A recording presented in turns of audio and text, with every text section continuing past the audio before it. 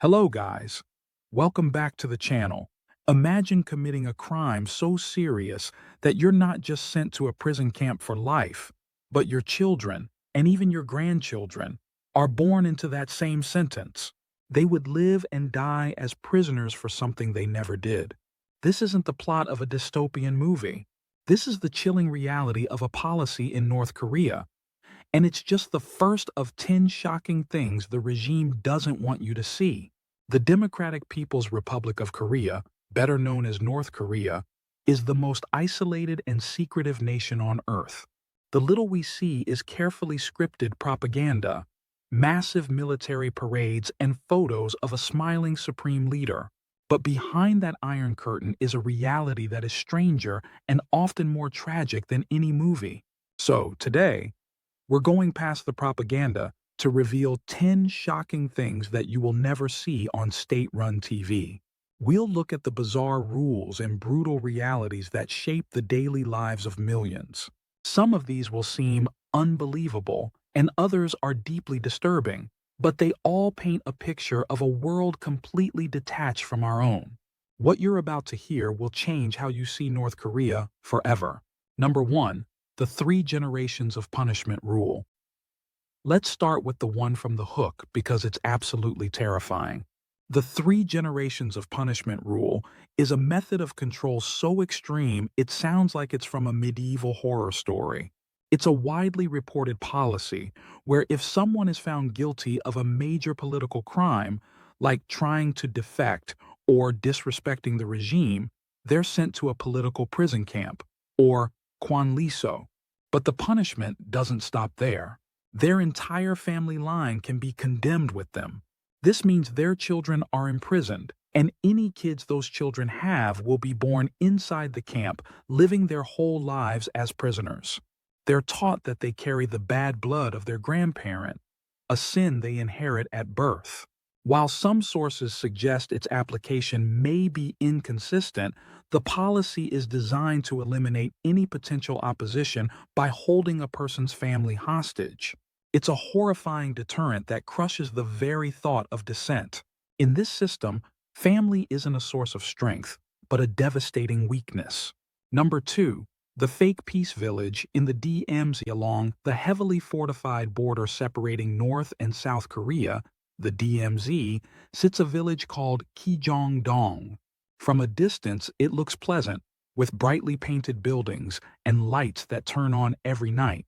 North Korea proudly calls it the Peace Village, claiming it's a bustling collective farm with 200 happy families.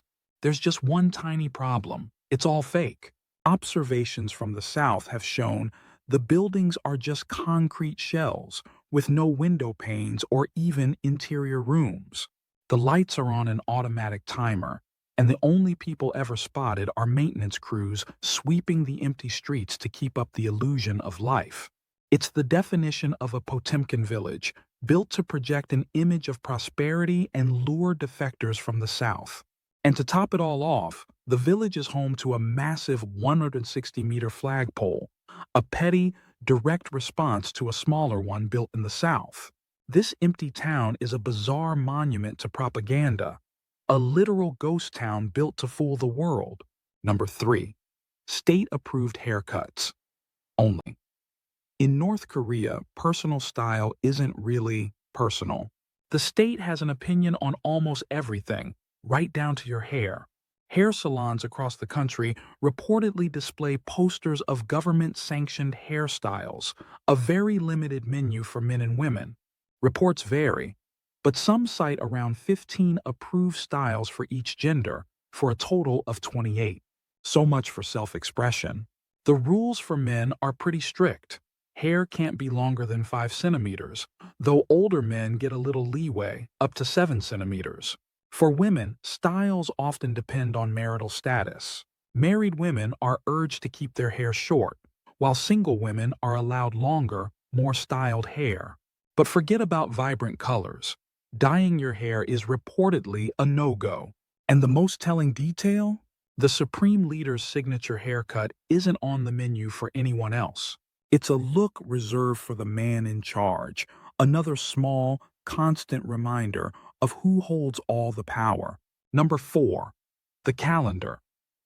That started in 1912, most of the world operates on the Gregorian calendar. But for decades, North Korea marched to its own beat with the Juche calendar, adopted in 1997. It doesn't begin with the birth of Christ, but with the birth of the nation's founder and eternal president, Kim Il-sung.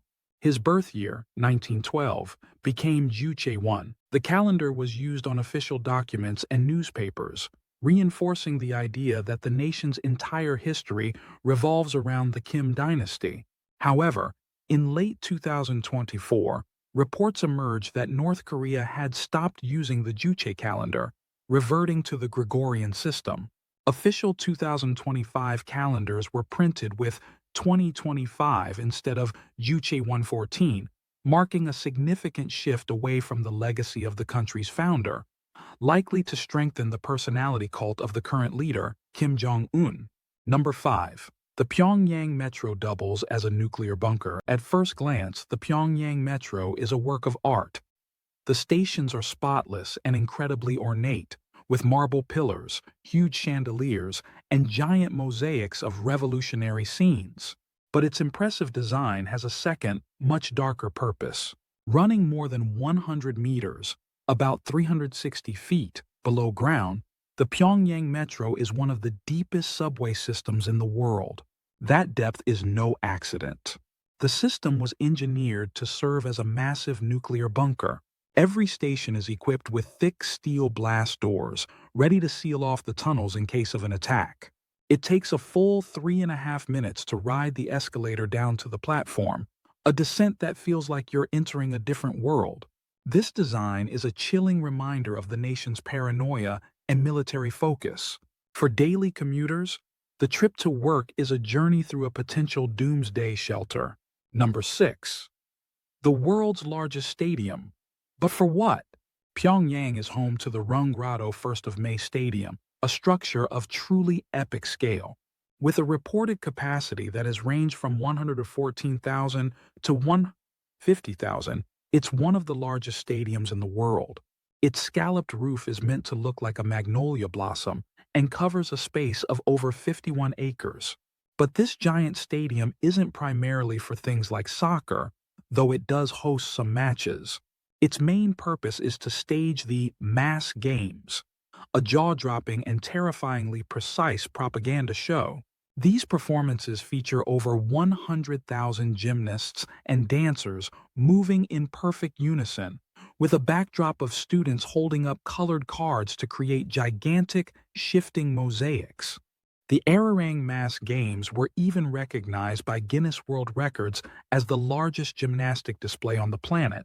It's an astounding display of state-commanded discipline, but at the end of the day, it's a lot of seats for a country where the only team that ever really wins is the government.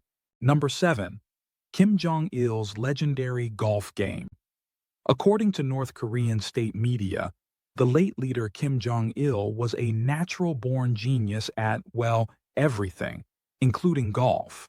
The legend goes that the very first time he ever touched a golf club, he played a miraculous round at the Pyongyang golf course. He reportedly shot a 38 under par 34, a score that would be impossible for any pro golfer, let alone a beginner. To make the story even more ridiculous, this legendary round supposedly included at least 5, some accounts even say 11, holes in one. His 17 bodyguards who were there apparently verified the score. After this perfect game, he immediately retired from the sport, having obviously mastered it on his first try. This tall tale is one of the most famous examples of the personality cult built around North Korea's leaders, designed to paint them as mythical figures with superhuman abilities. Number 8. Wood-burning cars still exist. In an age of electric cars and high-tech engines, North Korea has turned to a more rustic solution for its chronic fuel shortages: wood. Thanks to severe international sanctions and a lack of fossil fuels, some vehicles, especially trucks in rural areas, have been retrofitted with wood gasifiers. These are basically furnaces mounted on the truck that burn wood in a low oxygen chamber to create a flammable gas, which is then piped into the engine. This isn't new technology. It was common during World War II when gas was in short supply. But seeing a truck spewing smoke while being fed tree branches is a surreal sight today. The vehicles are polluting, inefficient, and need constant upkeep, but they are a stark symbol of the harsh realities of life in the Hermit Kingdom. It's a desperate solution straight out of a post-apocalyptic movie, but for some North Koreans, it's just how you get from A to B. Number 9. Press freedom, rock bottom. It will shock no one to learn that there's no free press in North Korea. All media, TV, radio, newspapers, is completely controlled by the state. In the 2025 World Press Freedom Index, Reporters Without Borders ranked North Korea 179th out of 180 countries, with only Eritrea being worse. The news citizens get isn't meant to inform, it's meant to indoctrinate. It's filled with praise for the Kim dynasty, reports of fake economic achievements, and hostile rants against the US and its allies. There's no such thing as objective journalism. Bringing in outside information like books or movies is strictly illegal and can lead to horrific punishments. The only thing more censored than North Korean news is my search history after researching this video. Number 10. The Unfinished Hotel of Doom. Looming over the Pyongyang skyline is a monstrous, pyramid-shaped skyscraper, the Ryugyong Hotel. At 105 stories, it's been nicknamed the Hotel of Doom. Construction started back in 1987, with plans for it to be the tallest hotel in the world, a symbol of North Korea's power. But after the Soviet Union collapsed, triggering an economic crisis, all work stopped in 1992. For more than a decade, it stood as a hollow concrete shell, a massive monument to failed ambition. The government even used to edit it out of official photos. In recent years, a glass exterior was finally put on, and its facade is now covered in LEDs that flash propaganda slogans at night. But despite the flashy light show and occasional reports of limited interior work, the hotel remains unfinished and has never had a single guest. It's the world's tallest unoccupied building, a perfect symbol of the massive gap between the regime's ambitions and its grim reality. So there you have it, from mandatory haircuts to a hotel that may never open. These are just a few of the shocking realities of North Korea. If you found this peek behind the curtain fascinating, hit that like button and subscribe for more deep dives. I want to hear from you. Which of these 10 facts shocked you the most? Drop it in the comments below. The world of North Korea is a strange and often dark mix of brutal oppression, bizarre propaganda, and the incredible resilience of its people. The stories we've covered today, from the tragic three-generation punishment to the laughable tale of a perfect golf score, show a government obsessed with total control. It's a place where reality is dictated from the top, and almost every part of life is a performance for the state. But it's crucial to remember that behind the strange headlines are 26 million ordinary people. Thanks for watching. And always question what you're shown, because the truth is often hiding in plain sight.